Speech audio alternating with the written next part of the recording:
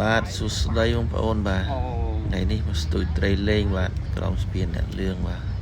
ថ្ងៃអាទិត្យទី5បាទខែ7 2021បងគាត់ហៅមកស្ទូចត្រីលេងថាត្រីស៊ីច្រើនពីច្រើនតែចកាយកងនៅបាទប្លុកនេះទេសភាពស្អាតបងប្អូនបាទ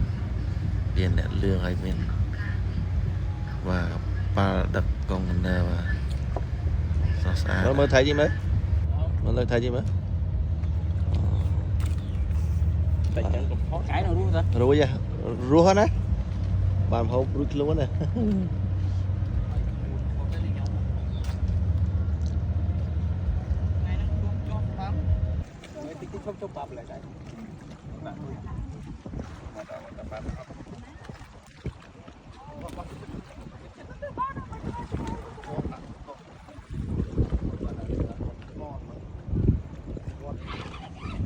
បាទចូលហើយ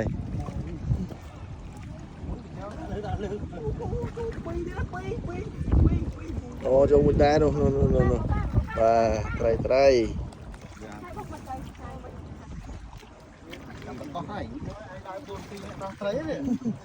ដោះត្រីបាត់នុយទៅ